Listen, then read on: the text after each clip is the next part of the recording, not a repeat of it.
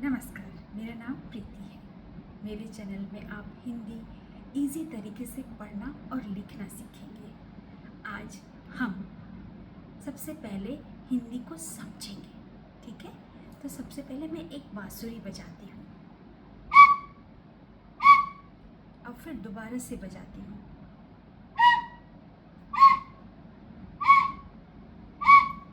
दोनों में अंतर है? बिल्कुल है। पहले वाले में हवा बिल्कुल सीधी निकल जा रही है, दूसरे में हवा रुक रुक के अलग अलग तरीके से बज रही आवाज़ें आ रही हैं। ये जो आवाज़ें हैं ना, यही हमारे मुंह से निकलती है और इन्हीं मुंह से निकलने वाली आवाज़ों को हम ध्वनियाँ कहते हैं और यही ध्वनि वर्ण बनते हैं। और इन वर्णों को अगर हम छोटे छोटे पिरो दें तो ये हमारी बन जाती है वर्णमाला।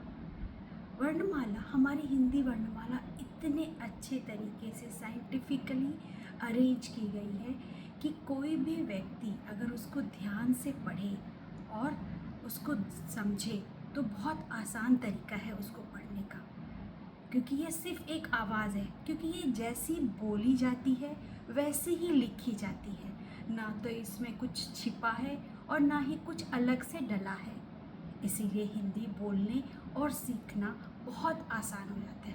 हाँ, लिखना थोड़ा मुश्किल होता है, लेकिन हिंदी बोलना और पढ़ना बहुत आसान होता है। तो सबसे पहले आज हम शुरू करते हैं स्वर। स्वर, बहुत जगह आप देखोगे कि स्वर जो होते हैं उनको पढ़ाने का तरीका टीचर्स ऐसे पढ़ाती हैं, बड़ा छोटा बड़ा नहीं, ये हमारे मुंह की बनावट पे आधारित है। एकदम सिंपल तरीका बताती हूँ स्वरों को पढ़ने का। जैसे आप इंग्लिश में AEIOU पढ़ते हो तो 5 वॉवेल होते हैं, पर हमारे हिंदी में 11 वॉवेल्स होते हैं। और आपने प्री प्राइमरी में पढ़ा ही है, कैसे क्या पढ़ा है?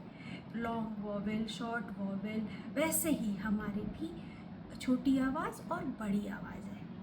आप मेरे मुंह को ध्यान से देखेंगे तो आपको समझ में आ जाएगा कि हम कैसे इन स्वरों का उच्चारण कर रहे हैं। जैसे अ, आ, अ, आ, ई, ई, उ,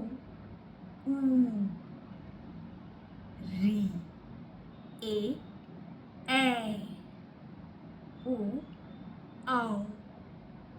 इस तरह से अगर हम सही से उच्चारण करेंगे, क्योंकि बाद में जाकर यही स्वर मात्राओं में परिवर्तित हो जाते हैं।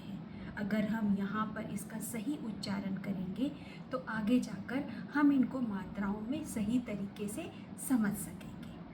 आज के लिए बस इतना ही।